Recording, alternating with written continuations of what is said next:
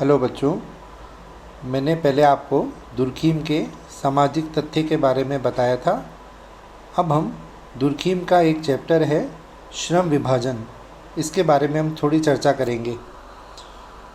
सबसे पहले हम ये देखें कि श्रम विभाजन क्या है। दुर्खीम ने 1893 में फ्रेंच भाषा में अपनी एक पुस्तक है डी ला डिवीज़न ड्यू ट्रोवल सोशल के नाम से उन्होंने इसे प्रकाशित किया। इसी ग्रंथ पर दुर्खीम को 1893 में पेरिस विश्वविद्यालय में डॉक्टर की उपाधि से विभूषित किया गया था। इस ग्रंथ में दुर्खीम ने सामाजिक श्रम विभाजन का विस्तृत सिद्धांत प्रस्तुत किया है। दुर्खीम की यह पुस्तक 3 खंडों में विभाजित है। पहला, श्रम विभाजन के प्रकार, दूसरा, कारण एवं दशाएं, और तीसरा, श्रम विभाजन के असामान्य स्वरूप। अब सबसे पहले हम देखेंगे श्रम विभाजन के प्रकार। दुर्खीम प्रत्येक सामाजिक तथ्य को एक नैतिक तथ्य के रूप में स्वीकार करता है। कोई भी सामाजिक प्रतिमान नैतिक आधार पर ही जीवित और सुरक्षित रहता है। एक प्रकारवादी के रूप में दुर्खीम ने सबसे पहले श्रम विभाजन के प्रकार की खोज की है। अब हम सबसे पहले ये देखेंगे प्रकार क्या है। दुर्खीम ने सबसे पहले प्रकार शब्द का अर्थ स्पष्ट किया है। उसने प्रकार के 2 अर्थ बताए हैं। पहला, प्रकार का आशय गति व्यवस्था से है, अर्थात क्रिया से है। दूसरा, प्रकार का दूसरा अर्थ इस क्रिया, गति तथा उसके अनुरूप आवश्यकता के संबंध से है। इस प्रकार श्रम विभाजन के प्रकार से उनका तात्पर्य यह है कि श्रम विभाजन की प्रक्रिया समाज के अस्तित्व के लिए कौन सी मौलिक आवश्यकताओं को पूर्ण करती हैं। इसी प्रकार दुर्खीम के अनुसार समाज एक नैतिक वास्तविकता है। नैतिक व्यवस्था के अभाव में समाज का अस्तित्व मिट जाता है। सामान्यतः यह कहा जाता है कि श्रम विभाजन का प्रकार सभ्यता का विकास करना है, क्योंकि श्रम विभाजन के विकास के साथ साथ समाज में विशेषीकरण भी बढ़ता है।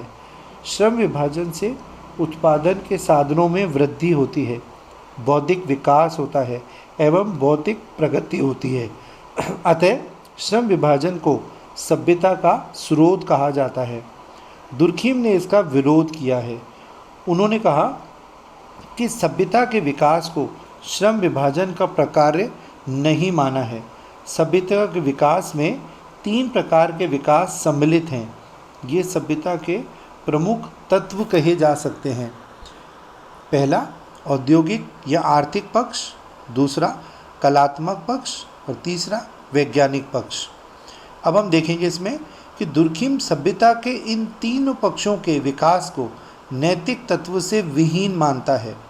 नैतिकता की व्याख्या में दुर्खीम लिखता है कि नैतिकता सबसे कम अपरिहार्य है, अत्यंत आवश्यक है, हमारे नित्य का भोजन है, जिनके बिना समाज जीवित नहीं रह सकता। दुर्खीम के अनुसार नवीन समूहों का निर्माण और उसकी एकता ही श्रम विभाजन के प्रकार हैं। उनके विचार से समाज के सदस्यों की संख्या में वृद्धि तथा उनके पारस्परिक संपर्क में वृद्धि होने से धीरे धीरे श्रम विभाजन की प्रक्रिया का विकास हुआ है। इस प्रक्रिया में अनेक नए नए व्यावसायिक तथा सामाजिक समूह का निर्माण हुआ है। अतः इन भिन्न भिन्न समूहों के मध्य एकता अथवा एकता की आवश्यकता एक नैतिक आवश्यकता है। उदाहरण, एक मित्र जिस बात के लिए तरसता है वह दूसरे में विद्यमान होती है। इस प्रकार दोनों को संतोष प्राप्त होता है। इसी आधार पर दुर्खीम ने वैवाहिक एकता अथवा स्त्री पुरुष की एकता को भी श्रम विभाजन के आधार पर स्पष्ट किया है।